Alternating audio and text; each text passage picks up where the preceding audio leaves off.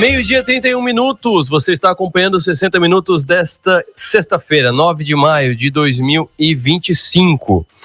E agora eu vou falar sobre um assunto que a gente já falou aqui pela visão do leiloeiro. Já entrevistei algumas vezes aqui o Daniel Garcia, um dos principais leiloeiros do estado de Santa Catarina, ou sobre leilões específicos de recuperações judiciais de empresas aqui de Criciúma, ou mesmo para explicar como é que funciona o leilão.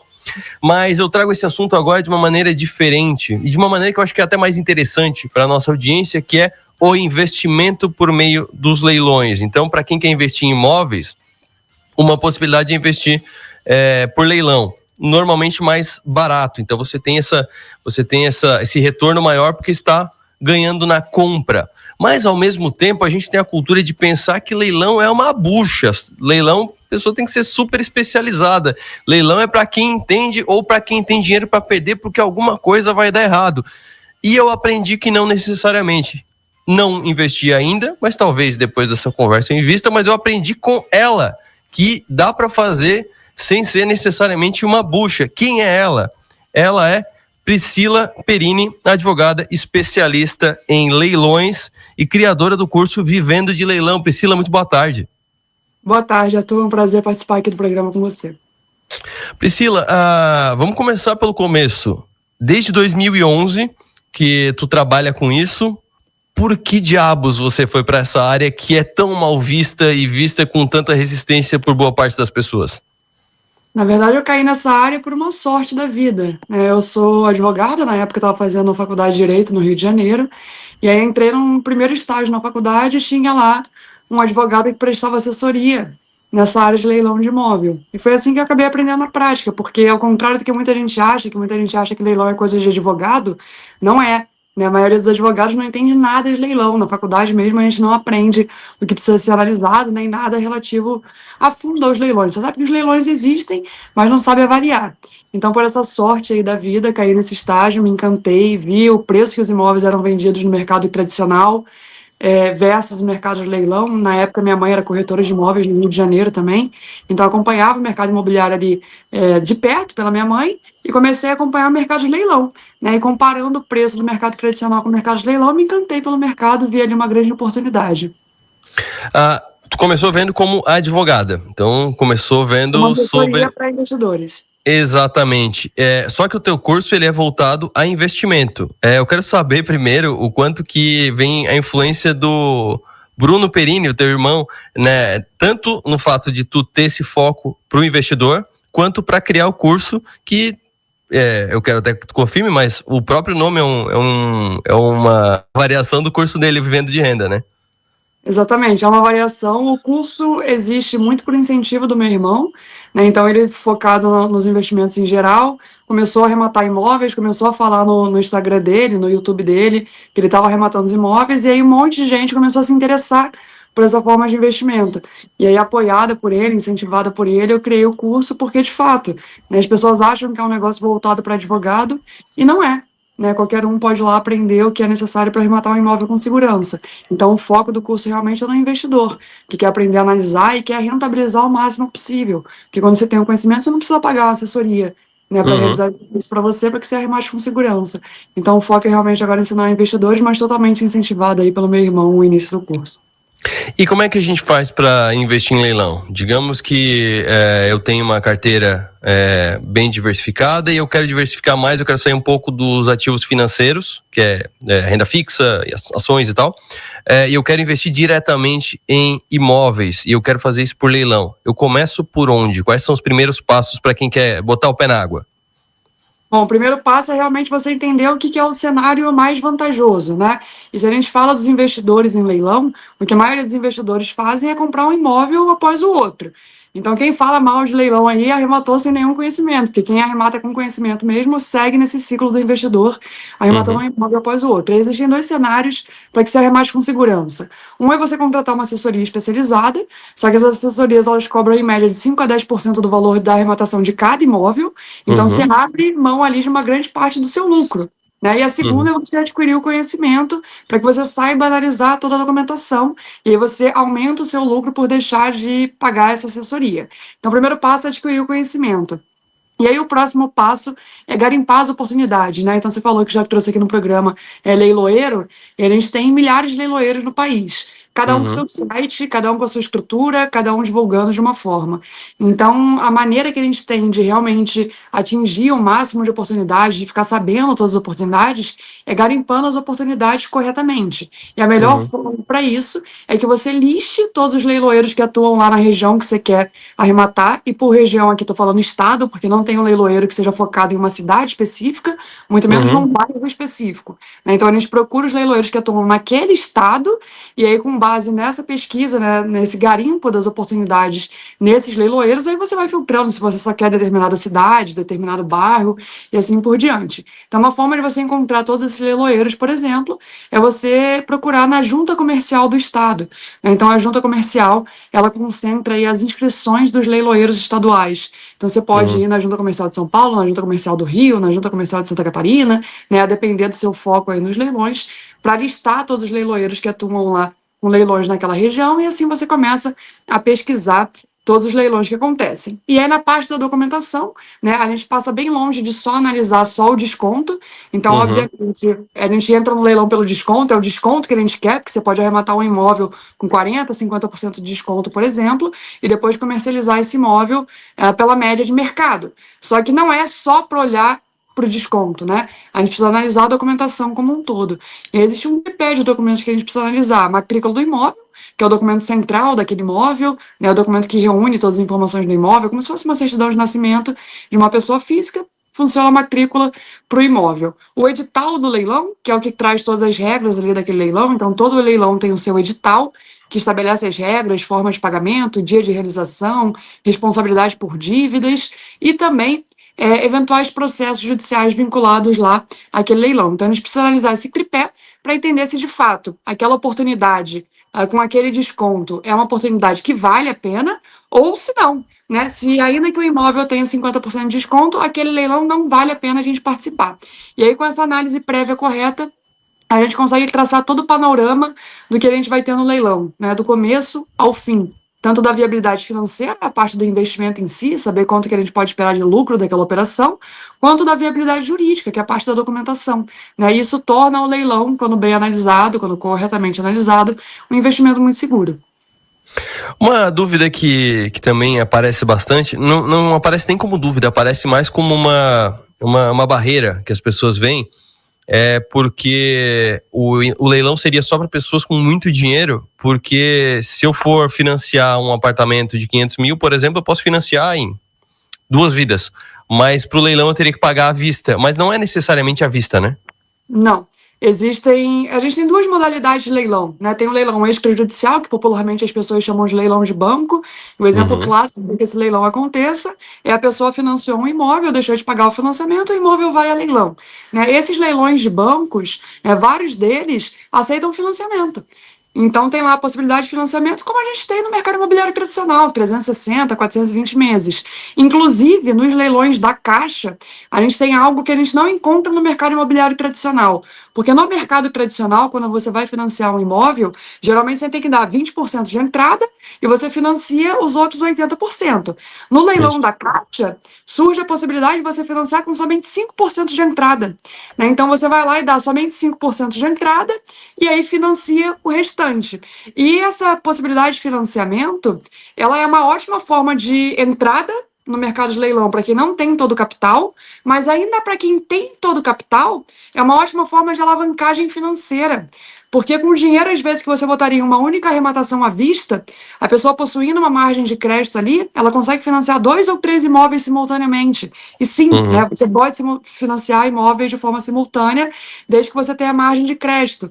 E a título de curiosidade, atualmente no mercado tradicional, a Caixa limitou um financiamento por CPF.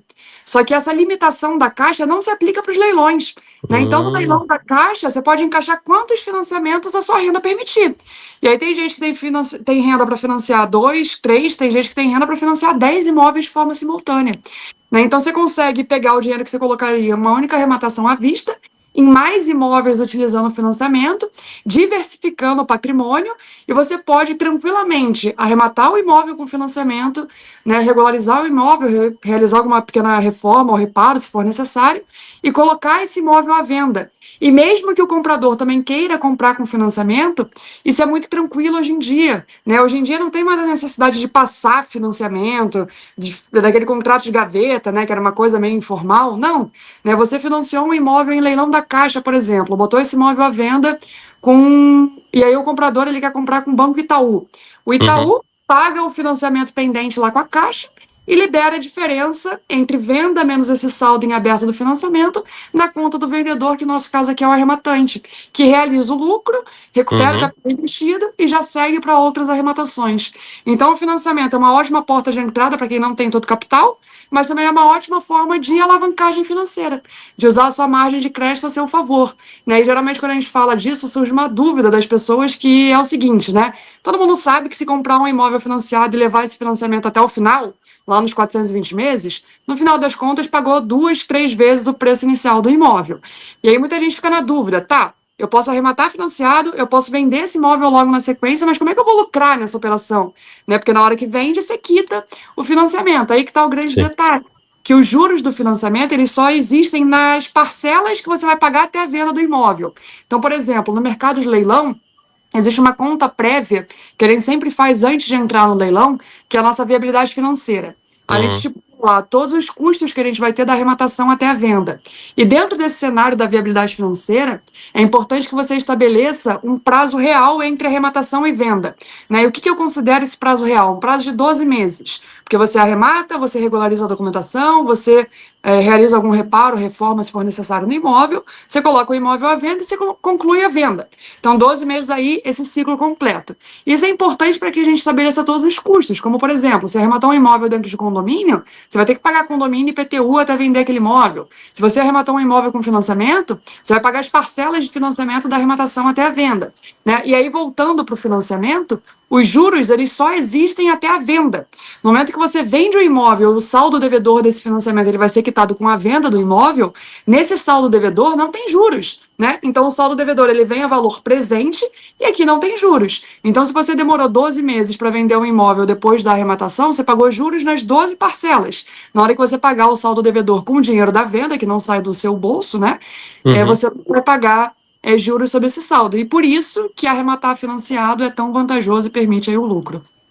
Tem uma pergunta bem interessante aqui do Ricardo Andrade. Existe algum tipo de imóvel ou perfil de leilão que você evita mesmo com um bom desconto? Esse perfil do imóvel, sim, existe, mas a gente precisa avaliar de uma forma local. Né? Por exemplo, o meu foco principal de arrematação é a capital de São Paulo. E a capital de Uhum. São Paulo, assim como outras grandes capitais, elas sofrem com problemas de violência.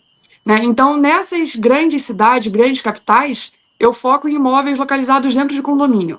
Então, Uhum. um apartamento ou uma casa localizada dentro de condomínio. Porque aquele chamado imóvel de rua, né, ou fora de condomínio, em capital como São Paulo, ele tem uma menor liquidez, tem menos gente procurando esse tipo de imóvel, porque as pessoas têm medo, né, de morar numa casa de rua e sofrer ali com algum ato de violência. Só que isso precisa ser sempre analisado de uma forma local.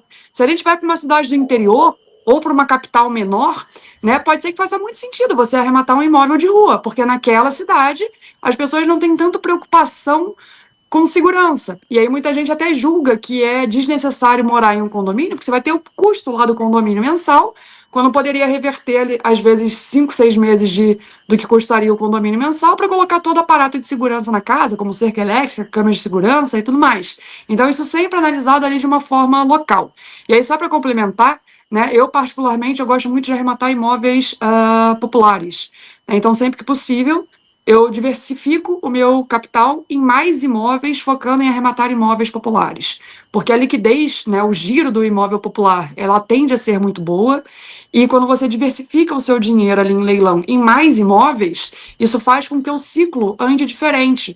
Então, se hoje eu arrematar 4 imóveis, cada um desses imóveis vai ter um ciclo diferente. Às vezes vai surgir um comprador mais rápido em outro eu não precisei de uma reforma e no segundo eu precisei, né? Então vai mudando ali.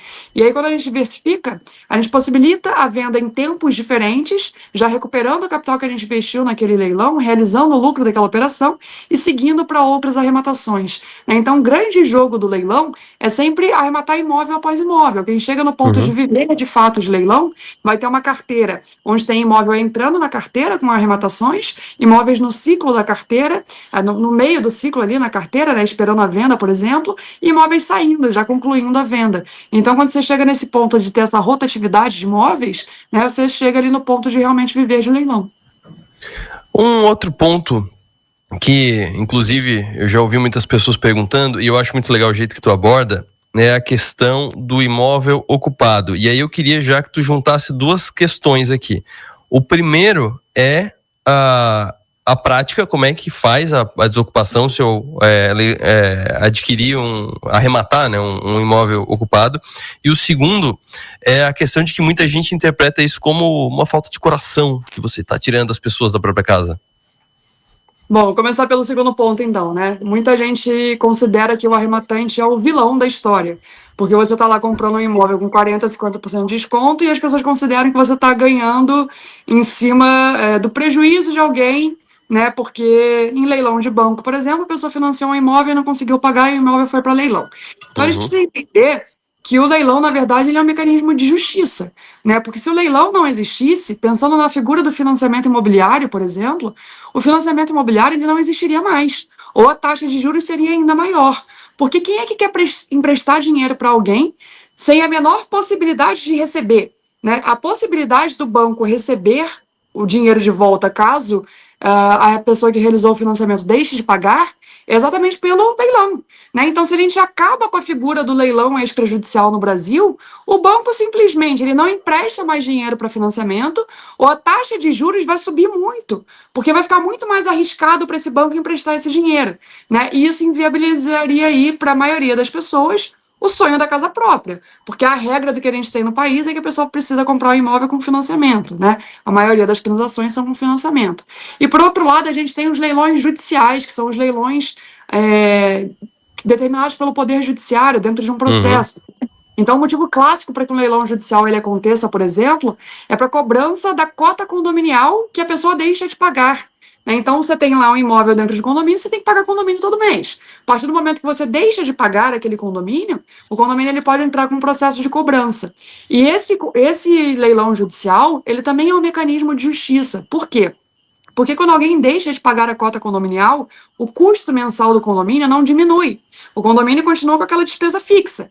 E o que acaba acontecendo a médio e longo prazo, quando mais pessoas começam a dever essa cota condominial? O condomínio tem aquele custo fixo, ele precisa reajustar o condomínio de todo mundo para que ele consiga cobrir aquele custo fixo. Então, todo mundo que mora naquele condomínio, todo mundo que tem imóvel naquele condomínio, acaba pagando a conta do devedor, né? Então, é até normal em leilões de dívidas de condomínio que depois da arrematação, que o dinheiro volta para a conta lá do condomínio, até que eles reajustem a cota condominial e desçam um pouco. Então, beneficia toda aquela coletividade, né? Então, o leilão é um mecanismo de justiça que beneficia uma pessoa diretamente ou toda uma coletividade, como no caso aí da própria manutenção da existência dos financiamentos imobiliários. E a ocupação, né, a desocupação do imóvel arrematado é o grande mito aí dos leilões, que as pessoas acreditam que você vai levar anos para desocupar um imóvel. E o primeiro pensamento que eu sempre deixo é o seguinte: esse mercado de leilão ele é tomado pelos investidores. Investidor nenhum quer botar o dinheiro sem ter a mínima perspectiva de quando ele vai conseguir recuperar,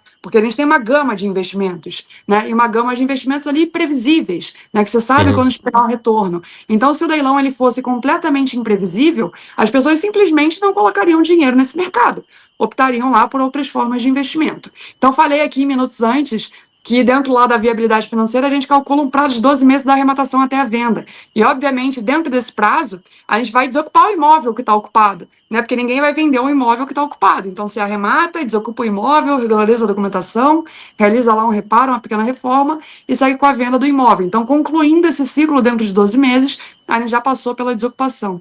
E a desocupação ela é um direito do arrematante. A legislação atual, ela protege muito o arrematante nesse ponto. Então, pegando aí um leilão judicial, né, determinado por um juiz, a lei garante que esse mesmo juiz que determinou que esse leilão aconteça, ele vai determinar a desocupação.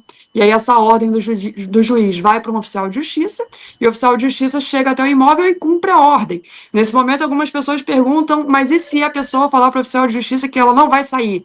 A possibilidade existe. Né? O oficial de justiça é um funcionário público, né, cumprindo uma ordem judicial, e se for necessário, acontece a chamada desocupação forçada, que é literalmente caminhão de mudança na porta, chaveiro na porta, e o oficial de justiça ele pode até chamar a polícia se ele entender que é necessário. Felizmente, é bem raro que a gente precise chegar nesse ponto, né? Até a pessoa mais resistente, quando sai a ordem judicial, ela tende a sair do imóvel. E nos leilões extrajudiciais, que popularmente as pessoas chamam de leilão de banco, nosso primeiro passo é sempre um acordo de desocupação, né? E esse acordo de desocupação, quando a análise prévia é bem feita, ele gira em média aí, em 80% dos casos realizando acordo. Então você vai lá, fecha um acordo, muitas vezes o acordo é só um prazo para a pessoa sair, então te dou, por exemplo, 30, 45 dias para você sair do imóvel tranquilamente. E aí, se eventualmente o acordo não for possível, existe a chamada ação de imissão na posse, no qual um juiz vai determinar a desocupação desse imóvel arrematado em leilão de banco, e aí segue o mesmo mecanismo. A ordem judicial vai para o oficial de justiça, o oficial de justiça ele cumpre essa ordem. Tem mais uma pergunta aqui da Diane. E a Josiane também tinha mandado aqui, mas ela tinha mandado sobre a parte da desocupação, então também já foi respondida. A da Diane qual é o principal erro que tu vê nos investidores iniciantes? O principal erro é olhar só para o desconto, né? Então, como eu falei anteriormente, é óbvio que a gente entra no leilão pelo desconto. Eu sou investidor em leilão, então tudo que eu quero no leilão é arrematar um imóvel com baita desconto e depois vender esse imóvel lucrando nessa venda. Só que a gente entra pelo desconto, mas não é só o desconto que importa, né? Então, existem alguns imóveis que têm lá um belo desconto, mas que alguma coisa na documentação acende um sinal vermelho e a gente não participa daquele leilão específico. E existem vários que o desconto está muito bom, a documentação está perfeita, e a gente entra no leilão. Então, não é surpresa, não é sorte, não é nada disso, né? Leilão é um método. A gente consegue e deve analisar tudo corretamente antes do leilão, e assim a gente vai ter um investimento muito seguro. E por que seguro? Porque você está comprando um imóvel com muito desconto, né? E depois você consegue vender pela média de mercado. Você está comprando um bem físico, né? Então, você consegue lá tocar, você sabe que o imóvel existe, você consegue, né, mensurar exatamente aquilo, e quando você analisa corretamente toda a documentação, você não tem surpresa nenhuma, né? Então, isso que deixa o leilão muito seguro. E ainda, fazendo um paralelo com outras formas de investimento, muita gente acha que o risco do leilão é se eventualmente o leilão ele for anulado por algum problema ali no trâmite para levar aquele imóvel a leilão. E não é. Né? Se o leilão ele for anulado, o arrematante recebe tudo que ele pagou de volta com a devida correção monetária.